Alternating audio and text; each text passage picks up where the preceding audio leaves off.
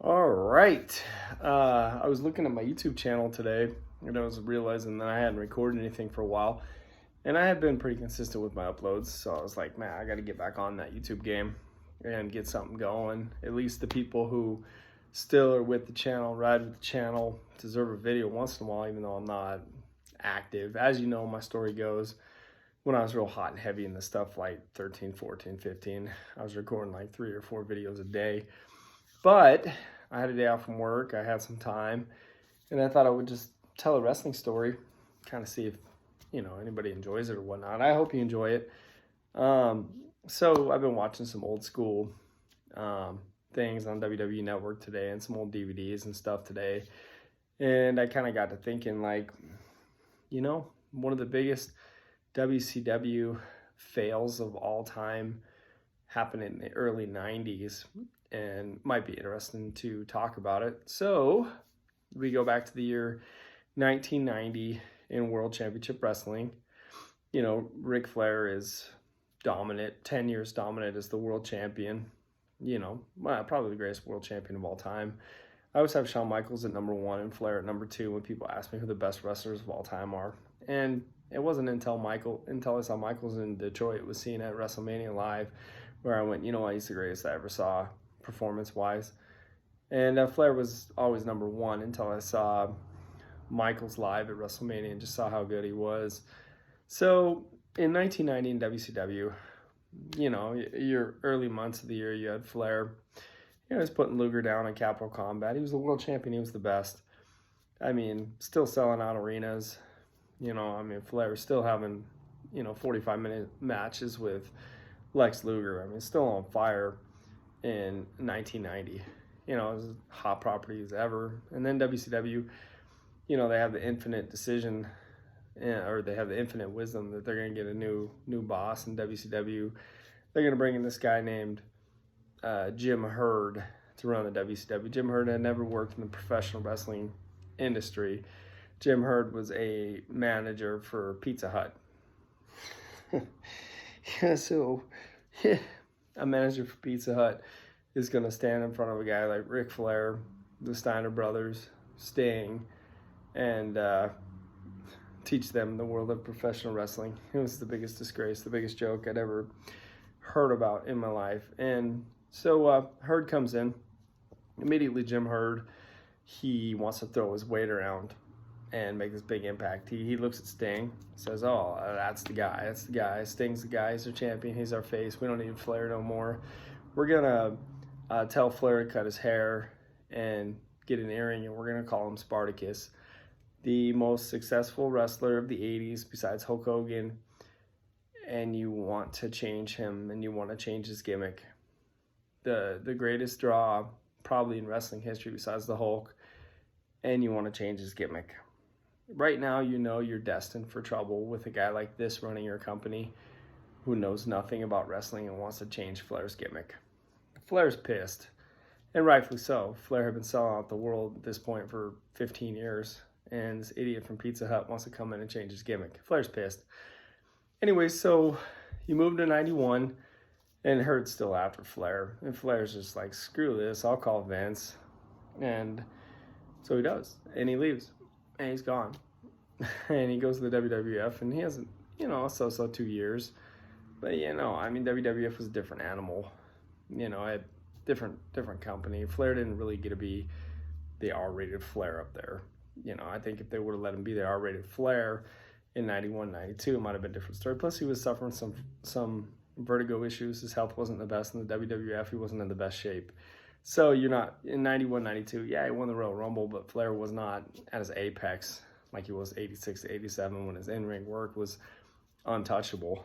So anyways, this goes on. Flair goes to the WWF, and now you're left with a huge void in WCW. What the hell are we going to do now? I think, if I'm not mistaken, 91, Sting might have got hurt. Something like that, I want to say. So they decide to, Flair, whatever, drops the title. Actually, I don't think you want to give the title back. He took his WWF with him. WCW needs a new champion. And they decided to go to the Great American Bash. with who was it, Luger and Wyndham in a cage at the Great American Bash.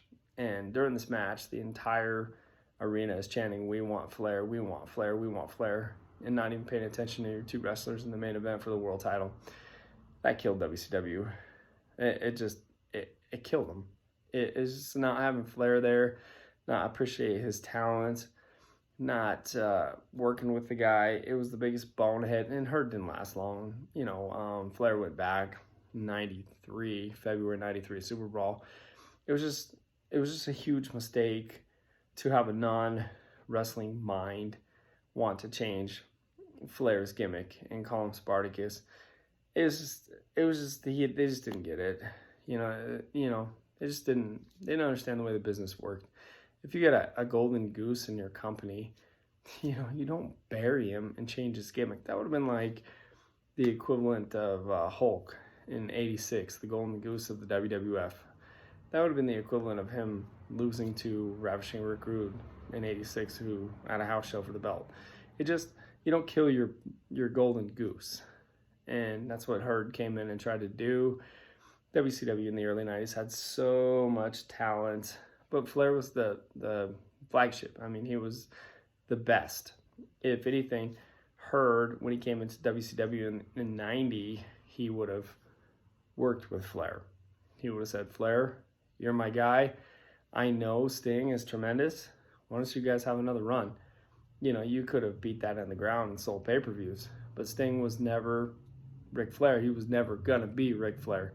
Sting eventually got that belt in '92 in Flair's absence. He was never Flair. He could never draw like Flair did. As great as Sting was, Hall of Famer, he wasn't Ric Flair, and that wasn't a fair deal to Sting in '92 to have to step into, or for Sting to step into Flair's shoes. Nobody could do it. It was like the WWF when Hogan left in '93. They went through a long down period until Stone Cold came up in November of '96. They went through a huge down period when the Hulk left. Because when Hulk left WWF in '93, the fans left. And even the WWF, when Stone Cold and The Rock fizzled down, they went through a down period for a while until they got Cena and launched him to the next stratosphere. So there's up and down. There's stars with huge impact. Like I said, when The Rock and Stone Cold left, the show wasn't the same. When the Hulk left, the show wasn't the same. And when Flair left WCW, after all those years, WCW wasn't the same. And yeah, as talented as Luger and Wyndham were in the cage, the Great American Bash, you gotta listen to your audience. And if your entire audience is chanting, "We want Flair, we want Flair," at some point you have to take accountability for that and realize, yeah, we might have made a mistake on this one. And they did. And a lot of that blame is going to go on Jim Herd for not understanding the business. Should have been back at Pizza Hut running the restaurant. It's one of those deals in the early 90s. It's a really sad deal that WCW did not understand the wrestling business. They didn't get it until Bischoff stepped in there. But Bischoff also had an open checkbook where he could sign all WWF stars. Bischoff was smart enough to listen to people who knew about the wrestling business. A guy like Jim Herd, he didn't want to take advice from anybody. He wasn't in charge of nothing. There's no way the Steiner brothers and Flair were going to listen to him. They had no respect for him. Respect comes both ways. When you respect them, they're going to respect you back. And Herd had no business being anywhere near the wrestling business. WCW really screwed up there. So a little story time in the early 90s. You guys have a good one.